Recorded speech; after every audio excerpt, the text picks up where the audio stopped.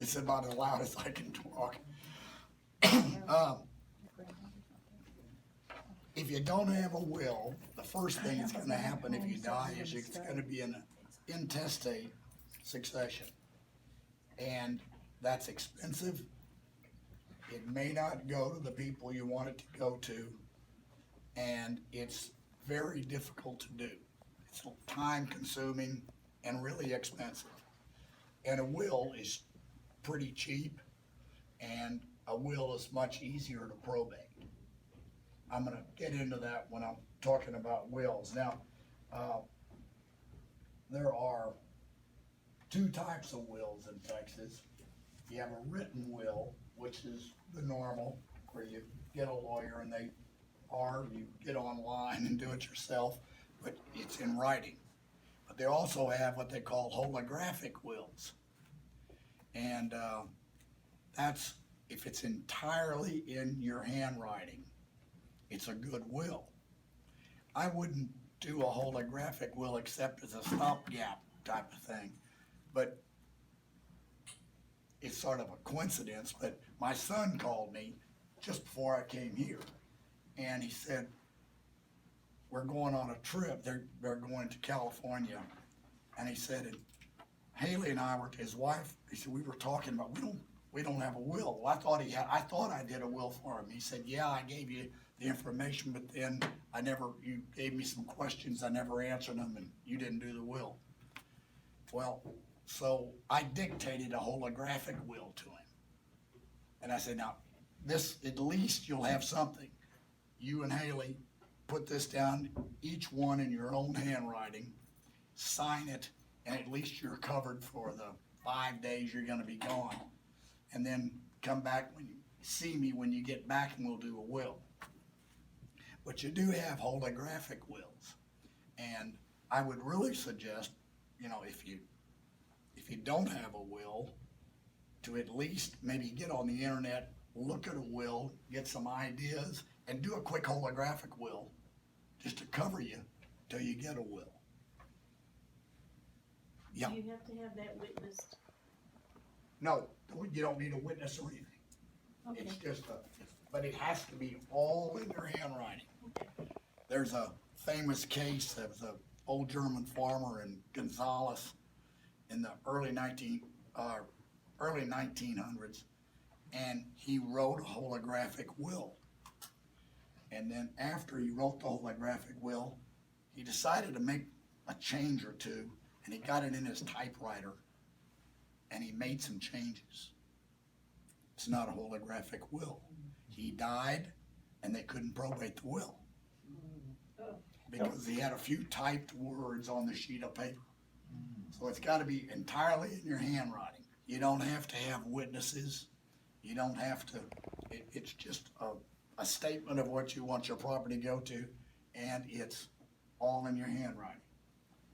But that's just a stopgap, really. You need a will. Now, the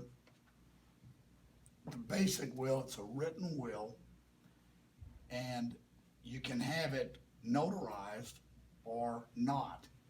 The best thing to do, you have what they call a self-proving affidavit that's attached to the will. Any attorney that does your will is gonna have a self-proving affidavit attached. And that means your witnesses don't have to show up when you probate the will.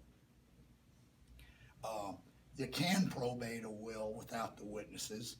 I had a will one time where the guy died. He had a good will. The witnesses were nobody knew where they were. And we probated it because the daughters could testify, yeah, that's my dad's signature and all of that. So you can prove it up, but it's harder. But if you have the self-proving affidavit, you can forget about the witnesses. They don't have to appear. They're already testified. And any will that an attorney does for you today is gonna have a self-proving affidavit on it. But if you pull one up from the internet, you may not have.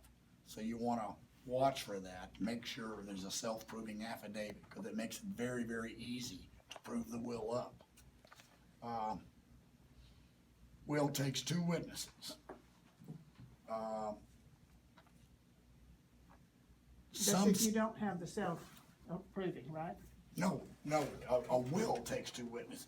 The self-proving affidavit is an affidavit that goes with the Oh, will. okay. That does away with the witnesses having to appear in court. But the will has to have two witnesses. Now, there are some states where they have to have three. But don't worry about that. Texas and most people, it's two. I think in the northeastern part of the United States, maybe some of those states still require three. But normally it's just two witnesses. The witnesses don't have to sign in each other's presence. Now, normally you do. When you do it in a lawyer's office, I have the witnesses there in the room, they watch the testator sign the will and they sign the will. But they have to sign it in the testator's presence. That, they have to sign it in front of the person that's doing the will. But they don't have to do it in front of each other. So you could conceivably have a witness sign it, then the testator goes and has another witness sign it, and he sees both witnesses sign it. Family or non-family and witness? Either one. Okay. The testator is the lawyer, right? No, the person that's doing the will. Okay. If you're having a lawyer do this, can your lawyer be one of the witnesses? Yeah, but I've been witness to a lot of my wills, but I always tell people, now look, if there's a problem where a person contests the will, the lawyer can't represent you. He can't be a witness, and he can be a witness and probate the will for you, but he can't be a witness and be in a contested will situation, because he's gonna have to be a witness in the contest. So, most lawyers are witnesses, because a lot of times it's hard to get two people, but some wills I'm witness on, some I'm not. But it's okay for the lawyer to be a witness.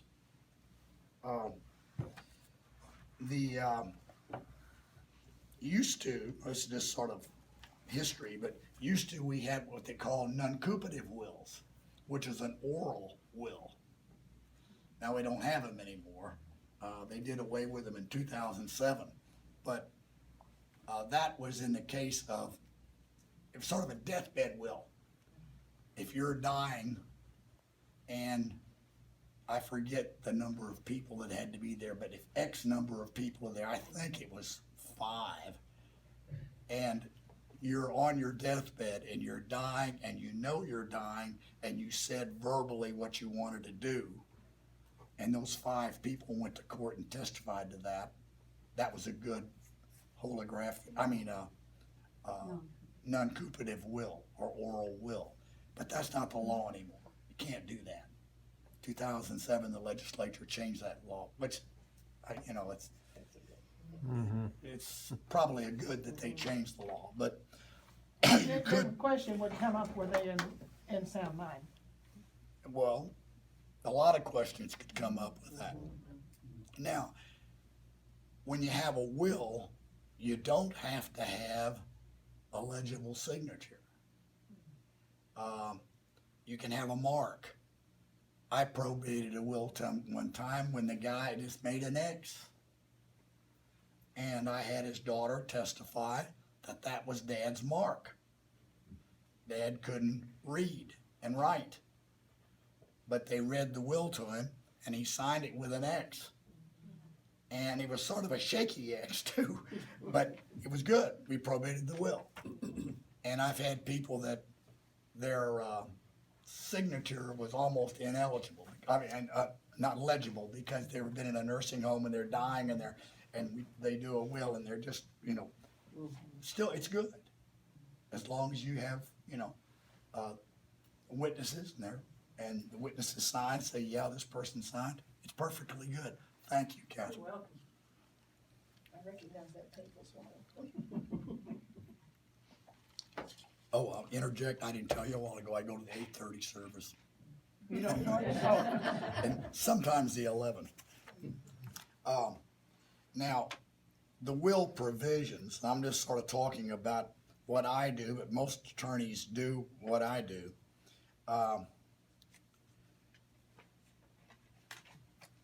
I put, besides who it's going to go to, now that's the most important thing in a will, but other things you've got to think about. You might want a trust in the will. And I'm not talking about a trust, this is a trust that only takes effect when you die. Now, the good thing about a trust is, and my little trust is about 4 little short paragraphs. It's very, very small. But what it covers, I mean, nobody knows, let's say I'm in a car with my wife, my son, and my 2 daughters, and we have an accident. Or we're in an airplane and all of my grandchildren are in there except a couple of minor grandchildren. And we're all killed, and you got 2 minor, a 6-year-old and a 10-year-old granddaughter left. If you have a trust, now they can't get property. And if they don't have a trust in your will, a horrible thing happens. What they do is they appoint a guardian, and you have to have a guardianship. And that is a pain, folks, believe me. Guardianships of the person and the estate, the person's not that bad, but guardianship of the estate is a real problem. A guardian ad litem? No, it's a guardianship. Just a guardianship, okay. And the reason it's a problem is the bond fees for a guardianship eat up all the profits. I had a case one time where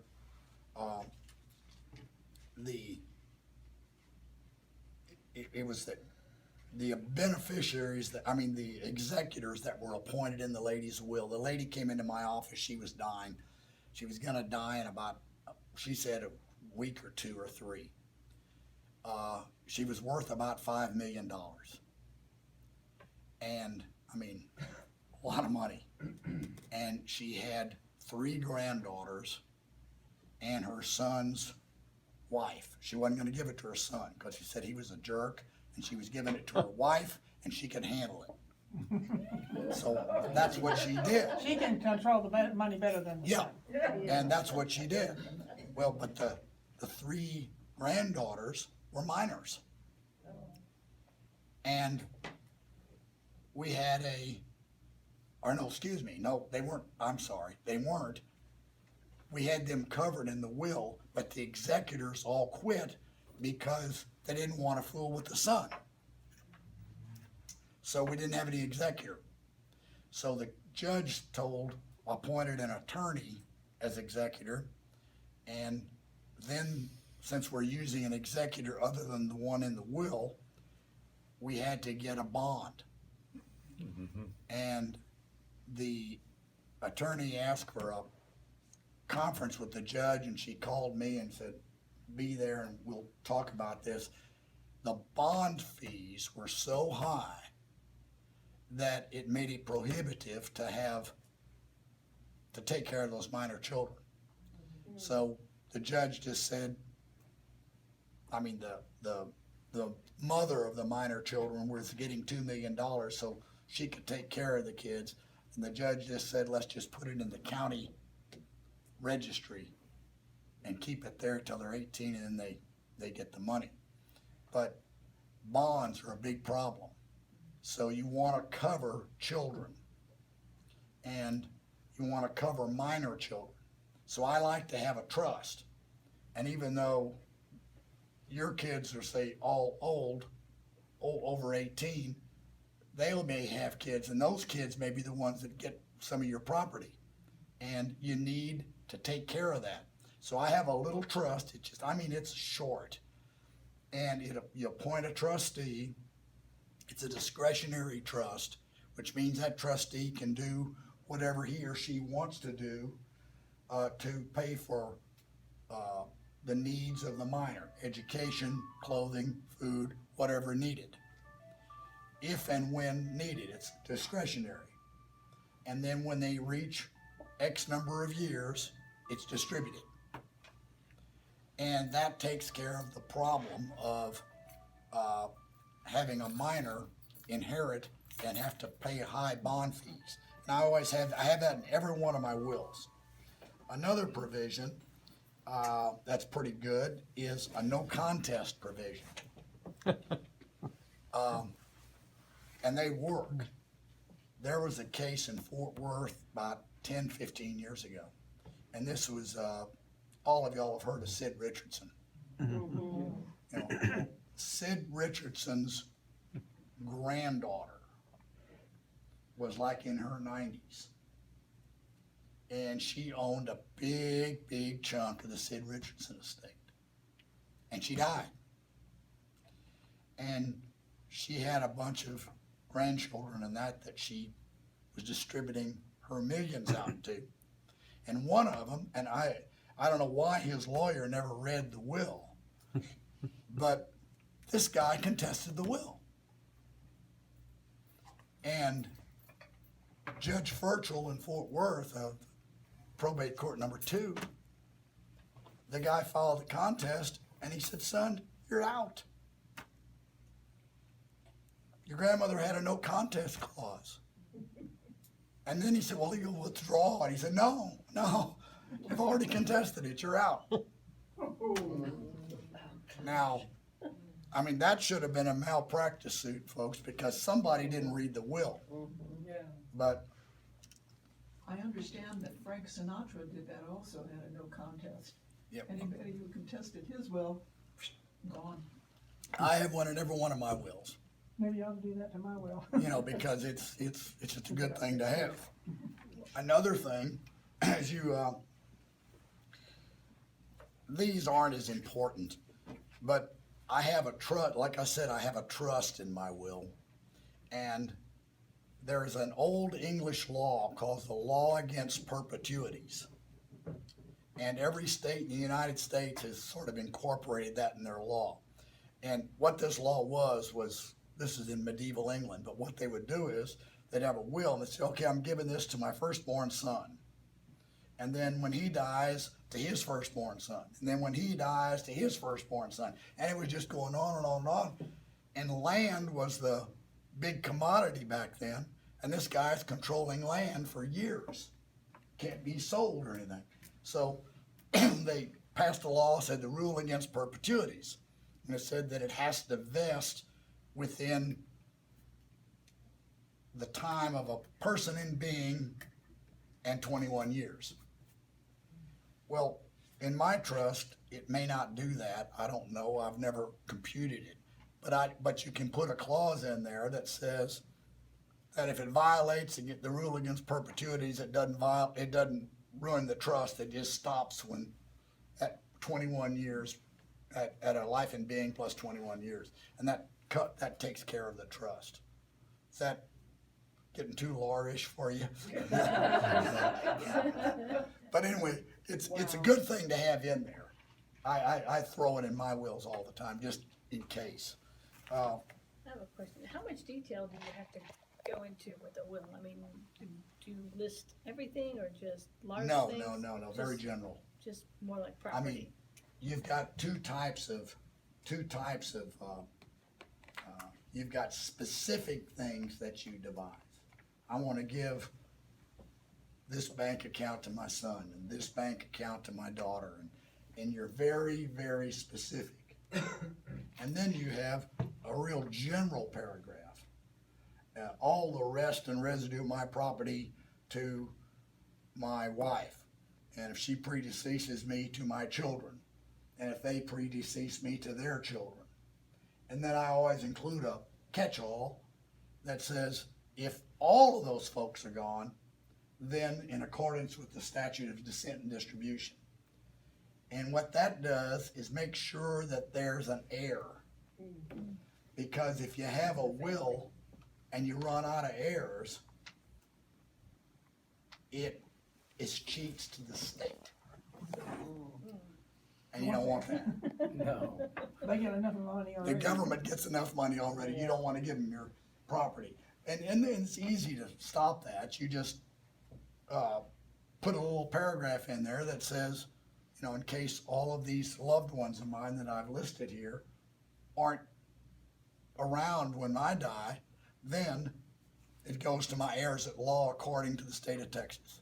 And that takes care of it. And what is that called? You just called it something. Mm. Law I just wanted to write it down. I don't have a specific name for it. Was that the one that was talking about where they could pass their inheritance Oh, on that's to the somebody? rule against perpetuities, that, when I No, was, we got that. yeah, No, of course, it's No, like the statute of this- distribution. yeah. Statute of distribution. Well, yeah, there's a statute that provides for intestate distribution if you don't have a will. In my wills, and I've seen a lot of attorneys do this, in my wills, when I'm giving it to people, like to my wife, to my kids, to my grandchildren, all of that down there, go right down the line, then I'll have another paragraph that'll say, if none of the above are alive when I die, then my property should go in accordance with the Texas statute of descent and distribution. And that way, somebody's gonna get it, and it won't go to the state. Is that what they call predeceased me? Is that what, What? is that would be like they would predeceased me? Like say if Yeah, I draw yeah. the will and before I can change it, my son dies and then I die. Yeah. And I've already given it to him, so then, Right, if you have a will that says I'm giving it all to A, B, C, and D, or to the kids of A, B, C, and D, and then you and A, B, C, and D and their kids are in a car or something and you all die, well then, it's not going to anybody except the state of Texas. So, Unless- but you have this little paragraph in there and says that if all of the people that I've named up here are gone, then it goes in accordance with the Texas statute of distribution, descent and distribution, which They're Well- gonna go find your cousin. it will keep it in your family. And it won't go to the state. It accomplishes two things. It keeps it in your family and it doesn't go to the state of Texas. So it's a good little thing to have it. And most wills have it, but, it's a good old thing to now say have. that once again, that if they predecease you, it goes, what did you It say? goes in accordance with the Texas statute of distribution. Okay. Now, those are just little things that I have in my wills that I think are good. And I want to get into another area here that's big with me, and that's wills versus trusts. Before you leave wills, would you say something about leaving something in a will to a nonprofit charity? For instance, what if you wanna leave something to your church? Sure. I mean, when you make specific gifts, before you make the general, all the rest and residue of my property goes to, you can make specific gifts to children, to the church, I have a lady that made it to different animal groups, you know? And so there are all sorts of people that you can give and organizations you can give specific gifts to. And And a lawyer would be able to help so that the taxable part of an estate might go to the nonprofit so that there would be no tax. And the non-taxable part of the estate could then go to the children who wouldn't have to pay tax. yeah, now, that gets to my talk on trusts and wills. Good. Because a lot of people, and I've had a lot of friends of mine that, well, I'm not gonna do a will, I'm gonna do a trust. Because I don't want the government to get my money. Well, you gotta have $5 million before taxes start. Now, I don't have $5 million. Some of y'all may. But if you got 5 million, I think you need a trust. and you need to go to a lawyer that handles trusts and get a good living trust. If you don't have $5 million, don't waste your money on a trust. Trusts are expensive. I was talking to a gentleman a few years ago, and he said, well, I've got a considerable amount of money. I said, okay, you may not want a will. How much money do you have? And he said, $3 million. I said, okay. I said, are you getting, is that increasing? He said, not really, it's decreasing. Because he's not working and he said, we're making some interest on it, but still it's decreasing. I said, okay. Well, I can't tell you what Congress is gonna do, but it's been $5 million for about 10 years now. And I told him, I said, you gotta keep up, you better check with your tax attorney or accountant or somebody to see what they think, because I can't advise you, but if it's still $5 million and you're not gonna make $5 million, I wouldn't worry about a trust. And I'll say the same thing to y'all, if you've got $5 million or more, think about a trust. If you don't, I really wouldn't. Trusts are expensive, and they say, well, I've had a lot of people say, well, it avoids the hassle of probating a will. Probating a will is easy. Probating a will is rather inexpensive. To probate a will probably runs $1,500, $2,000 maximum. And it takes 6 months, 4 months. It's quick and it's relatively inexpensive.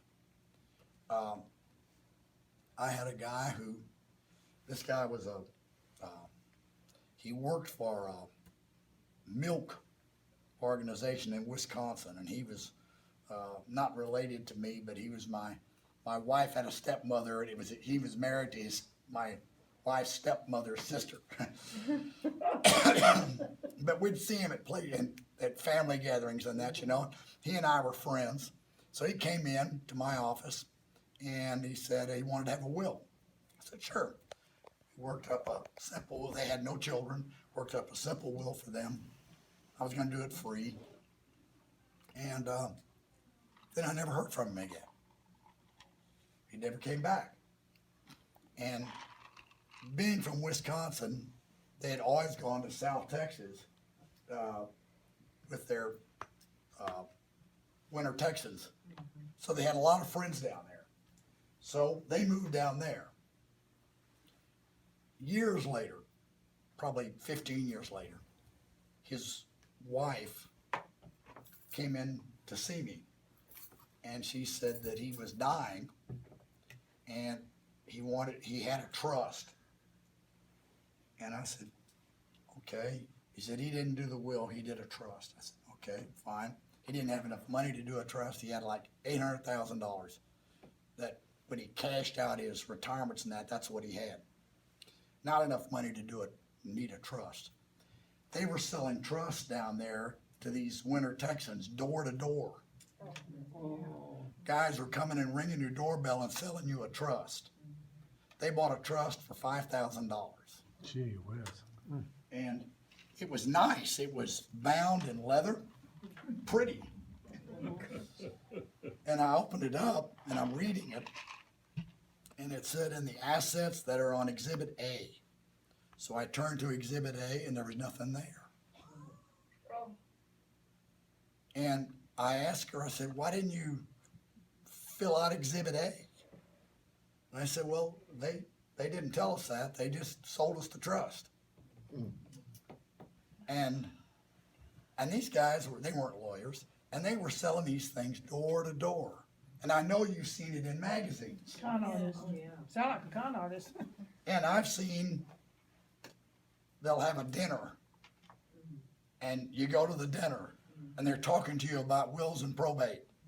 And what they're really doing is selling you a trust. And I've seen lawyers that are there, and I can guarantee the lawyers aren't probate lawyers. And they're just, defrauding people. So be very wary of that. If you don't need a trust, don't buy a trust. Because they're expensive and they don't really help you that much. But if you do buy a trust, make sure you look and make sure your assets are in there. Now, when they say these trusts, they just say you the trust document. And they don't tell you, this guy selling didn't know probably, but he doesn't tell you to put your assets in there. In other words, you're buying a box, you haven't retitled your assets to put in the box. So they're not, your assets. You are bought a protected. nice leather piece of paper, with a leather binding piece of paper. It was worth nothing. Now, if they'd have put their assets in there, they'd have had it in trust. But again, they didn't need that. You need a trust for tax purposes. See your tax attorney or your accountant and ask him if you need a trust. But most people walking around don't need a trust. And a simple will suffice. It'll take care of all your needs. It's relatively inexpensive. And the probate of a will, and that's another story that people say about probates costing so much. They really don't cost much. They really don't take much time. Texas is other states aren't like that. I had a case about 2 years ago where it was a probate in Texas, and we did it in a matter of about 3 months. But this guy owned a valuable piece of property in Mississippi right on the Gulf Coast. And that's valuable property.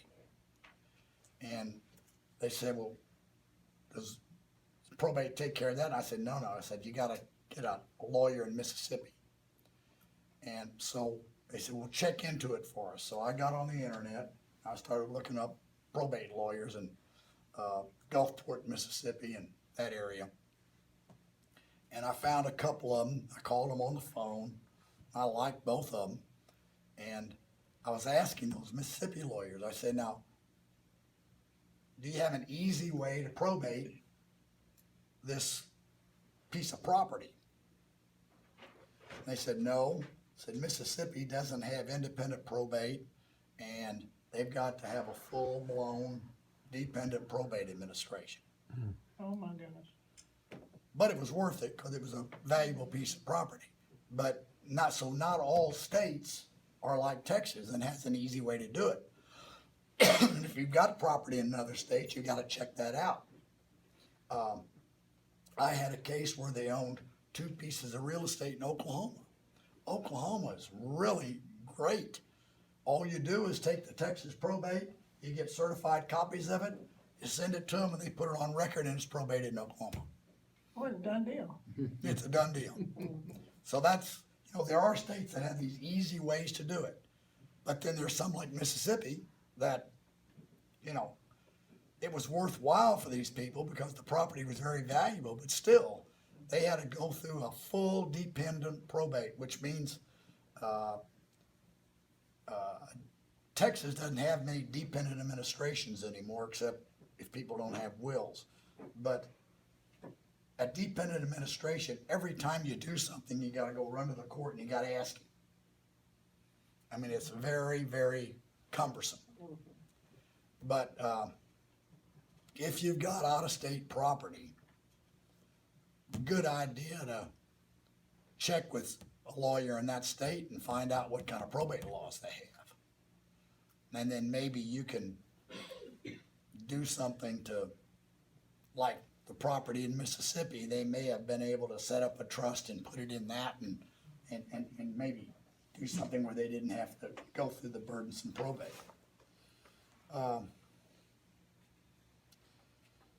That's about all I got on wills, and I'm gonna talk some about powers of attorney. Anybody have any questions on wills? If you have family antiques that you want to leave to certain people, I've understood that you should take a picture, attach it with some brief description, and say who you want to leave it to. Is that considered a good enough to attach to a will and have it carried out? That's a great idea. And I'm really glad you brought that up, because I had a lady here in Grand Prairie. And she was the sweetest little old lady, and she had a house in East Grand Prairie chock full of antiques and all sorts of little items. And she came in and she said, okay, here's who I want to have all of these. And she didn't have any children. She had granddaughters, great-granddaughters, grandnieces, or just all these. And she had literally that thick of a tablet listing each person and and all the property.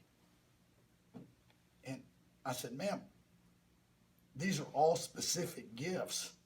Why can't I just say, that your executor will distribute at the executors, or let the people pick, and just put it in that way. Don't list all of them as specific devices in your estate. She said, no, this is the way I want to do it.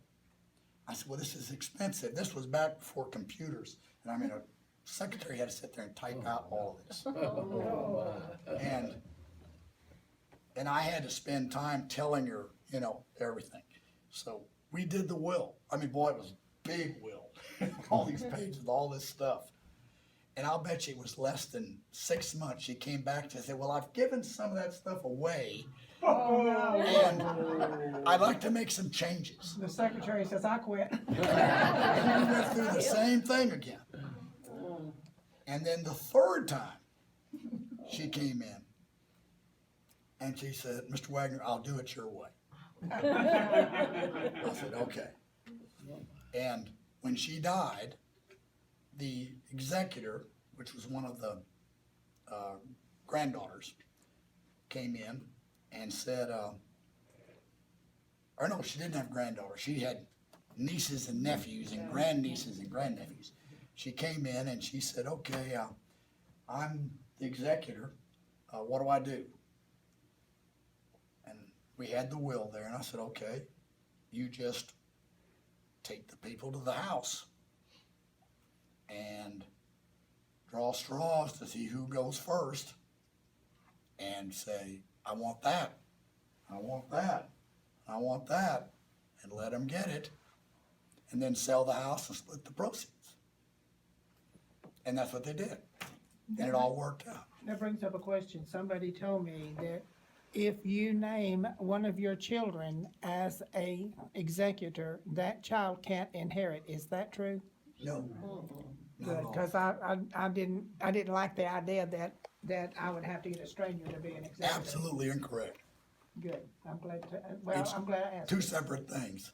Catherine? I'm sorry, the preacher has to say something here. On the other hand, the best way to make sure that somebody gets what you want them to have is to give it to them while they're still alive. So that lady did have a point. Yeah. Yeah, I was about to say that. That's the best way to do it, is if you have a lot of stuff like that lady did. And some of this stuff was valuable stuff. It was not just junk. It was good stuff. Start giving it to your grandnephew and your nieces and your and give it away before you die. Especially if you're moving into a senior citizen's place. Sorry about that. But no, that's a good point. You give that stuff away, and then you don't have to worry about the will. Now, Wasn't something said, Go ahead. I'm sorry, wasn't something said about giving, specific gifts have to be taken care of first before anything else is done? So it's better to sometimes, instead of a specific dollar amount, to say a percentage of whatever the estate is in your gifting. well, you can give them a percentage, but normally it's a thing that they're getting. Instead of a cash value or a Yeah, cash. or if you want to give them a cash amount, put a dollar amount. I'm giving $5,000 to Joe Smith, my nephew. that's good. I would do it by cash amount, cause it's like a gift, you know, your specific thing. And then the last paragraph, it's everything else that's left, it goes, you know, and so but the specific gifts, I'd be real specific about it. Now, another thing you can do, and I mean, this is what Cindy and I are doing. We don't have any specific people we're giving specific gifts to. We've already talked to our kids. We said, okay, what do you guys want? Y'all talk about it. And we're talking about things like furniture, jewelry, and Cindy's got, I mean, our two daughters has already got her jewelry staked out. And each one knows what they're getting. Dishes. And then, like, and she has a lot of really nice dishes that she's inherited and everything from my mother and from her mother. And I know one group is going to Ryan, my youngest daughter, and one group's going to Emily, my other daughter. And then my son, I got guns. And like I've got an old 1911 45, an Army 45. And my son and my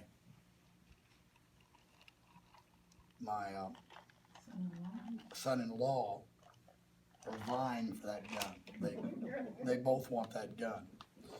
And my daughter wants the gun because she wants to give it to her husband, and then my son wants the gun. So I'm just gonna say my guns go to Duke it out. these kids, and they can just, Duke it out. yeah, they can worry about it. I'm not gonna put that in my will, though. No, of course not, of course not. But another thing is you can make a list like that lady did that had the will with the list. Make a list of things that you want and who you want it to go to. And then tell them, okay, here's my list, and I'm putting it with my will.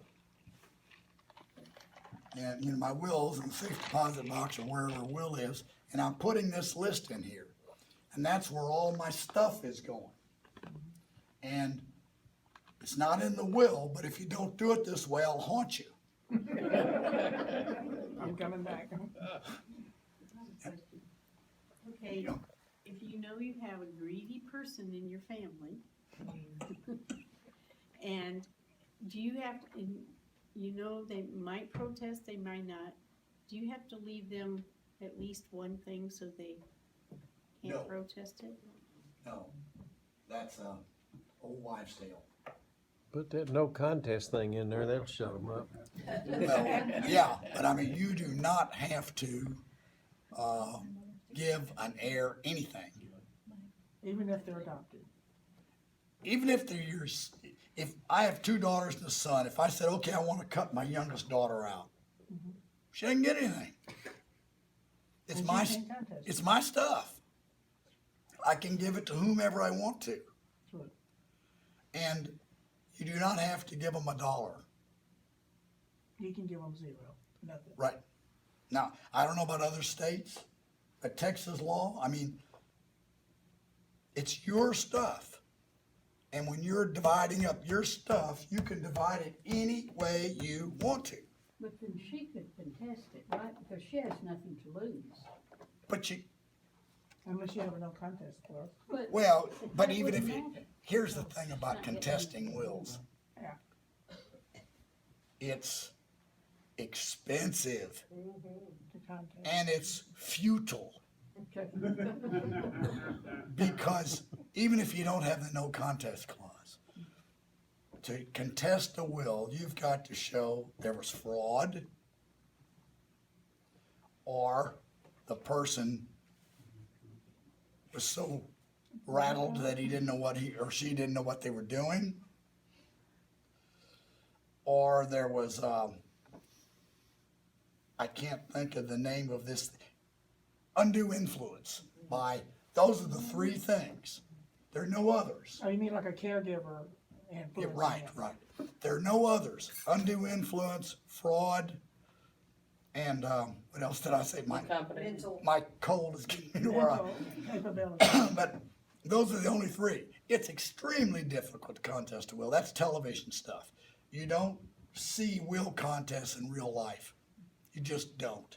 Because people don't usually have that much money to waste. Well, I've had people come in to me recently, like within the last year, and they want to contest the will.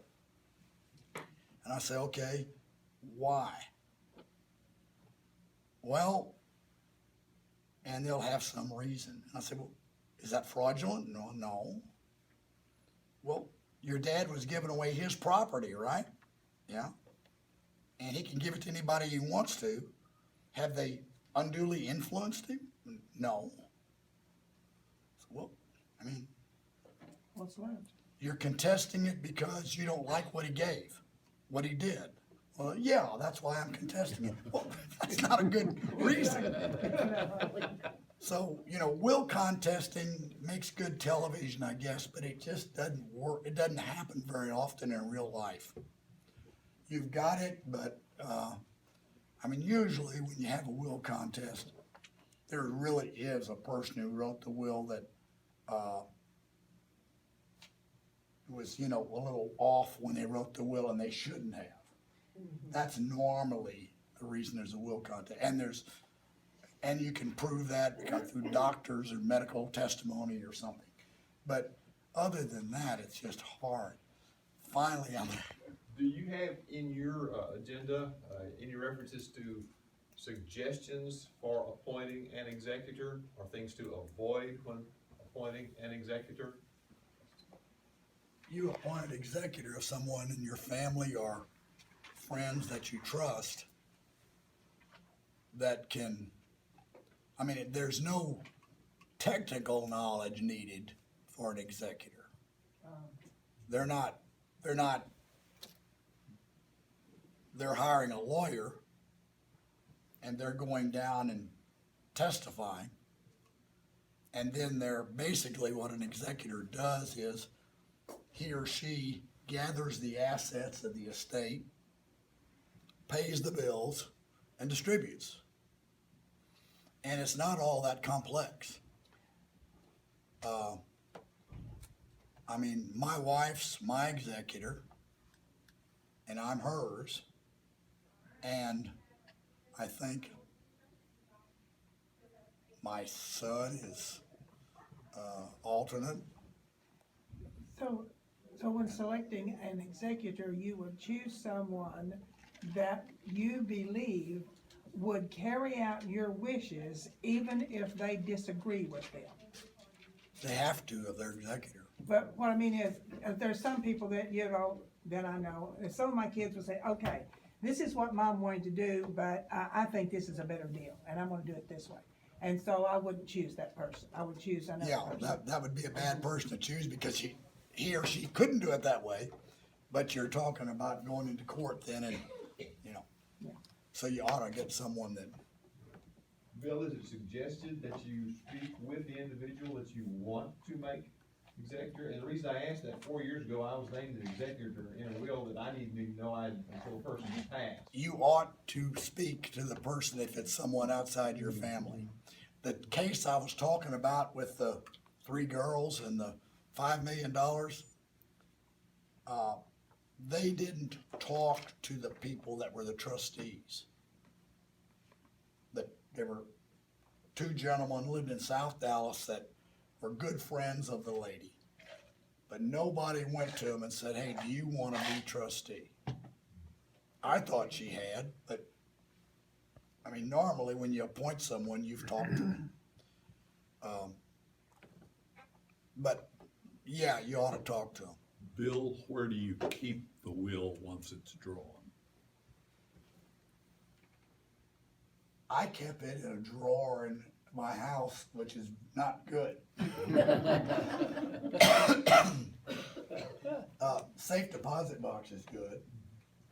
Or Cindy and I got together just last year. We said, okay, we gathered all of our important papers and we put them in a sort of, I hid them in the house and we know where they are.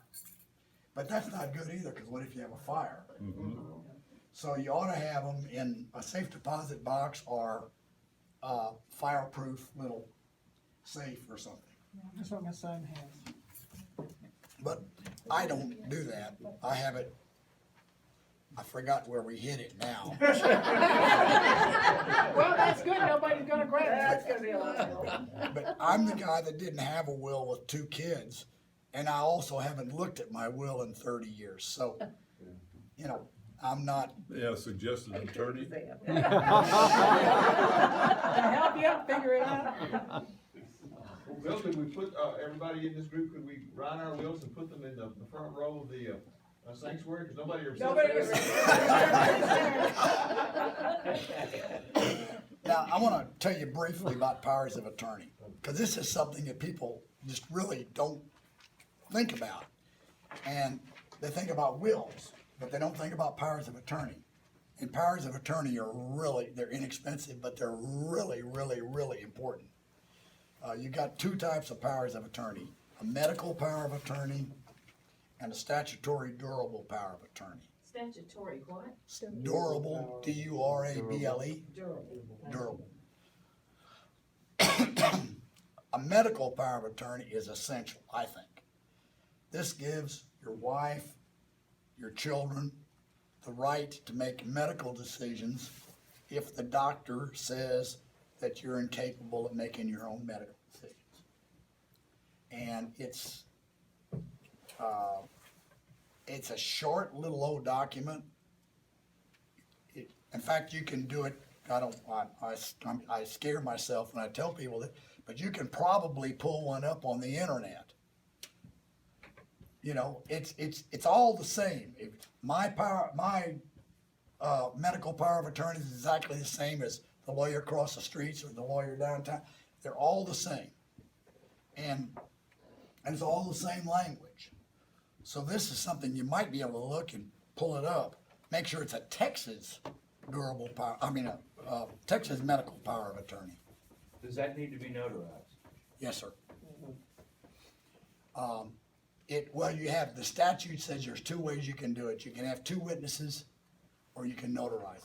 I always notarize it because that's simpler than getting 2 witnesses. But this enables, and you can pick one person, like I have my wife, and then I have my 3 kids in descending order, you know. So you pick somebody, and then that person, if the doctor says you can't make your own medical decisions, that person can make medical decisions for you. People always think of this as getting off the machine or something like that, but I'm talking about small medical decisions even. I mean, you know, if you're in the hospital, and I was in the hospital in 2014. Now, the doctor didn't say I couldn't make medical decisions, but I don't know if I could have or not. They had me on antibiotics, and I was on antibiotics 24/7 with all these tubes and everything, and I don't know if I could make a medical. I wasn't thinking straight. Well, you know, if something had gone wrong, Cindy could have gone up there. There's my medical power of attorney. I think, you know, doctor, what do you think? And make a decision. So it's not just for the real drastic things. It's just anytime you are incapacitated because of your illness and you can't make a decision. And it's essential to, I think, because it could be life-saving to have that. Now, doctors are always leery of, a lot of them will, even if you don't have a medical power of attorney, they might let you make a decision. But it's better to have the authority. Now, this is different from the document that someone mentioned before, which gives the physician the right to pull the plug. Or not plug me up. Or not pull the plug. And Yeah, that, DNR, do not well, resuscitate. no, that's different from the DNR. Well, it's both in the same thing. And the same thing, yeah, but it's I mean, different. they're both in the document, both But situations. the one, you're gonna go, when you go into the hospital, you have to sign one of those things anyway. Well, that's true. You know, the hospitals have them all there, and boy, that's one of the things you'll sign. Now, the, do not resuscitate, I'm leery of do not resuscitate. My mother was in the nursing home. She was in a nursing home for like 7 years. And she'd had some strokes, so I put her in the nursing home. And then she got okay. I mean, she really, my mother's sort of a tough person, and her arm was Well, she all up recovered. like this, and she was squeezing this yellow ball day and night. I went to see her one time, and she had gone to sleep. She was laying there in bed with a yellow ball. Bless her. And she went and almost fully recovered. But then they came up to me and they said, sign this, do not resuscitate. I said, why? I don't want to sign that. And every time I went to visit her, they would approach me to get me to sign that. And I knew my mother had, all of her life, had fainting spells. I don't know what caused it, but she would pass out, and then she'd be okay. And I thought, she passes out, well then have a do not resuscitate, and then, so I just wouldn't sign it. So finally I said, okay, I'll tell you what I'll do. I'll ask my mother. And I explained what a do not resuscitate was, and I said, do you want me to sign that? She said, no, I don't want you to sign Absolutely that. not. I finally signed one when she was dying, Sure, and that, when it was appropriate. it was appropriate. But people will want to get you to do that because it takes away a liability. Yeah. And be careful about do not resuscitate. Now, the medical power of attorney is, how is it different from the durable? I don't think I understand the durable. Well, I'll get into the durable. Oh, you have got it. The medical's the most important though, I think. Okay. The durable power of attorney is a power of attorney that you give to someone to handle your business affairs. And it's got a long laundry list, and you can find this on the internet too. But it's got a long laundry list of things that they can do. And you can go through there and check individually, or at the very end it says all of the above, and I always have them check that, because that takes in everything. But I mean, the thing about, as you get older, you got Social Security questions. You've got maybe retirement questions. You've got, and if you're incapacitated, or even if you're not incapacitated, I mean, I had a guy that had a durable power of attorney because he always went on hunting trips and didn't want his wife to be able to run his business. So it doesn't have to be incapacitated. But normally that's the reason. But if I'm incapacitated and I want Cindy to check on Social Security, I guarantee you they're not gonna talk to her. But if she's got a durable power of attorney, they'll talk to her. Banking. Like I say, there's a laundry list. A lot of them don't apply to me, like stock transfers and things. But I just have people check all of them. I mean, I just check the whole laundry list, but if you look at that list, you can pick and choose if you want to. I just always have them check the last one where it's all the above. But this gives the person the right to make business decisions for you if you can't make Or pay your rent if you're in the hospital. pay your rent. Insurance, anything like that. And so it's a good thing to have. I don't think it's as important as the medical, but I think it's important. Do they need to be on the signature card at the bank in order to be a durable power of attorney? Do I have to get them to sign a card at the bank?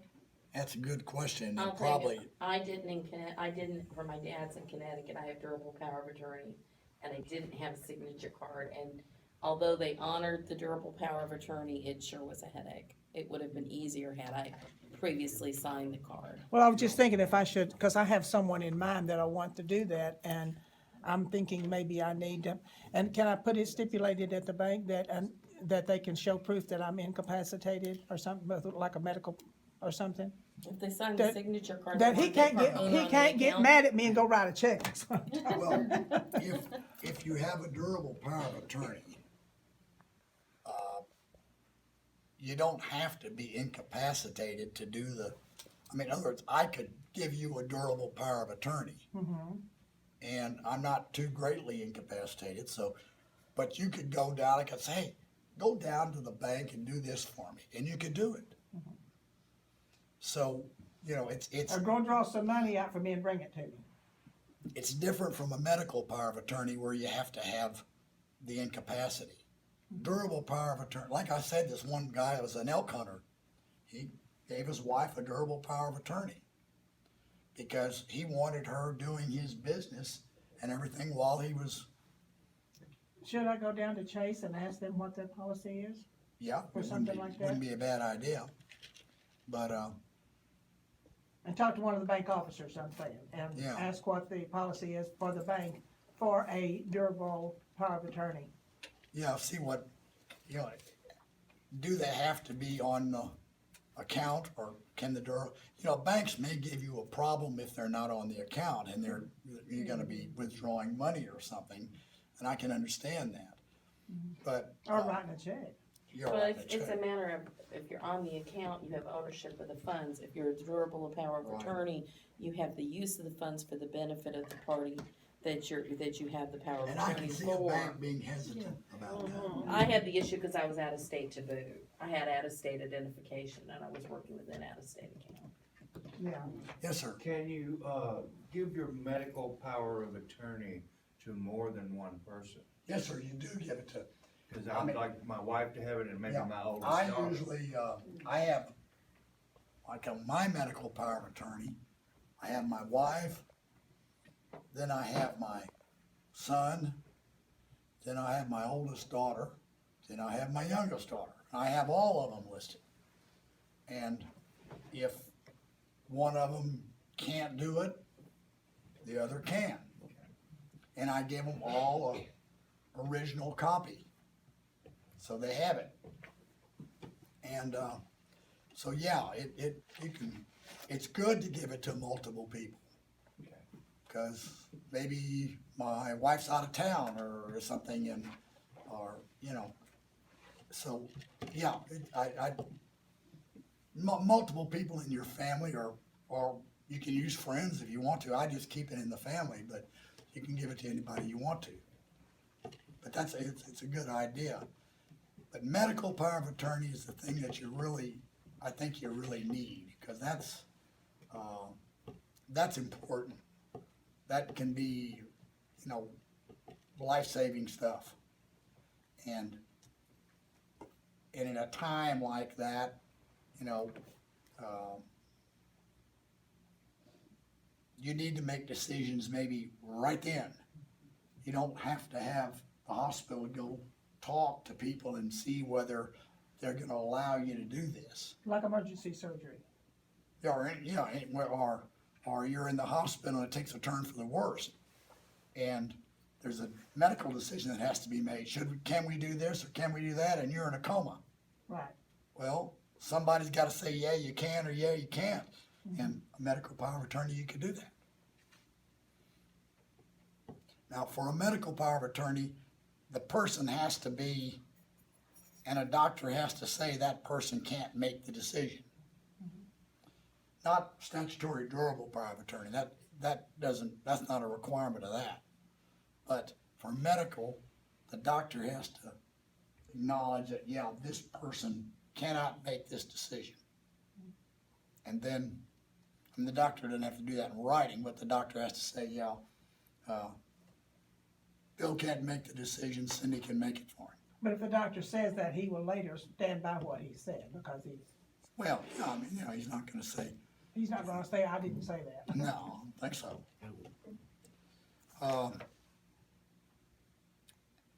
I guess that's all. Do y'all have any questions, anybody? When you were talking about having the bank and where you have cosign on an account, is it also helpful if you have a cosign on that safe deposit box where the will is located? Yeah.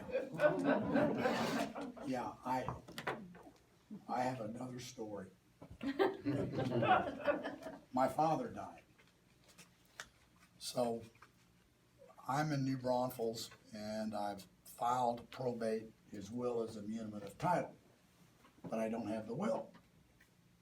So my mother and I walk across the street to, I won't name the bank, well, I will name the bank, Chase.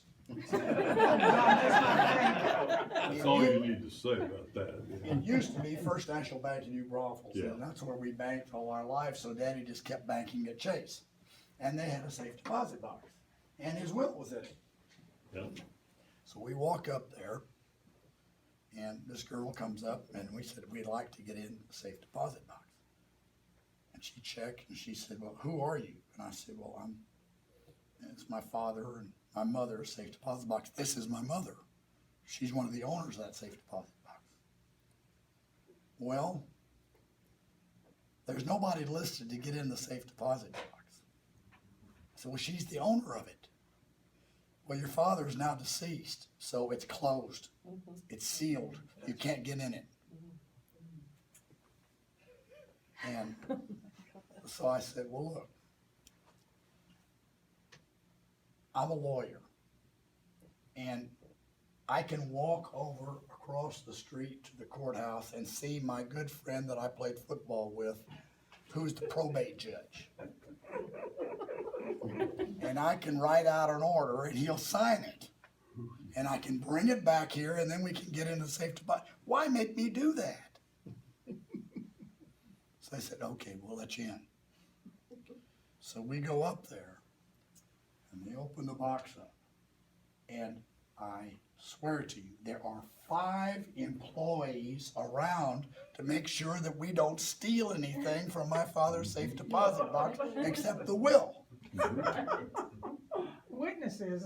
So we got the will, I probated the will, and we withdrew everything out of Chase. So I guess I better put somebody on there that, when I die, they can get in. That's right. 2 people. Maybe I better put 2 people If they in. know they died, a lot of times they'll freeze it. That's right. Banks will freeze it. Just don't tell Yeah. them. Just don't They tell get it, no, they get it off the internet. I mean, that's what happened to me. Yeah. And my mother could get in there because But if they've got the durable power of attorney, would that help them to get the into it? durable power of attorney would probably help. Plus having them on the card. Yeah, I mean, if When I I put showed it in this, there. if I showed this guy, my parents didn't have power, well, they had medical, but they didn't have durable. But if I showed this guy a durable power of attorney, that probably would have helped. And his signature to open the box and Yeah, but that might. before I die. he Yeah, had that it. would probably help, I mean, I'm just trying to cover all the bases. and if, I'll tell you Well, something else maybe, you'll have to. maybe the will needs to be in the safety deposit box of kid, so that you don't have to break. The into kid's a- safety deposit box. Right, somebody else's Yes, safety that's a deposit good box idea. That's gonna deal with this anyway. well, you know, That way, it doesn't get frozen and you don't have to well, you deal know with what'd it. be a good idea, and this is what Cindy and I are thinking about. You can buy these little safe things for your house. And buy one of those and take all of your valuable papers and put them in there. And give your kids a key or the combination and write it somewhere, cause I won't remember a combination, write it somewhere and keep it there. So that's what I think we're gonna do, is you can buy these little safes, and Not advertise them all the time. put all your stuff in there. And that way you don't have to deal with banks and safe deposit boxes. Well, would it help if you had 2 or 3 copies of that will? You can put one in your safe deposit box and then also give one to the kid. Or your special box in your Well, house, or I'll not. I'll just tell you my thought on that. I don't like a whole lot of wills. Because I've seen people try to probate a will that was a copy that they redid. And I'm afraid of that. When I do a will, I have the original, which I give my clients. I have a copy, which I give to them, and I tell them, if you wanna know if your will is, you know, in the safe deposit box or in a safe or whatever, but you wanna know what you have in your will, you got a copy there, unsigned, that you can read. And then I keep a signed copy, and if they lose the original, I've got an original. Well, I was wondering that if you kept one at your office. Yeah. On people you do wills for. And as long as I've been practicing law, I've used it twice, where people could not find their will. They called me, and I had their will. But I wouldn't have too many copies, too many original wills floating around. That scares me. There's, on TV, they have a guy saying, if you're listening to this, the picture comes up on the TV, they show, if you're listening to this, that means I'm dead, and this is what I wanna give to this, this, and this, and, you know, and this is the reason I'm giving it to you. Do they do that at all? Not in the Texas. lawyer's office? Not in Texas. Cause I just wondered if that was just a TV thing, or if. No, man, Texas used to have that. It's called a non-cooperative will, or an oral will. Well, they may have it written down, but they also have that to show that they're talking to the kids and say, I'm giving so-and-so because he doesn't know how to handle money, so I'm not giving him very much. Oh. But it's in the will written down, but it also has that too. I just wondered if they did that. Well, you could do that. I've never done it, but you could do that. But, At my own house, yeah, but. Your understand- great-granddaughter can now hold up the phone and you can talk into it. Put it on Facebook and you're golden. but I have 10 great-grandchildren. Facebook will even. She's just the store it oldest. for you. Hey, listen, it's 8:20, friends. Let's say thank you to Bill, my goodness. Yes, thank you. You're very welcome. I hope I helped somebody. Oh, yeah, I'm sure you did. Oh, we're half as bunch that used to come see you and have a will.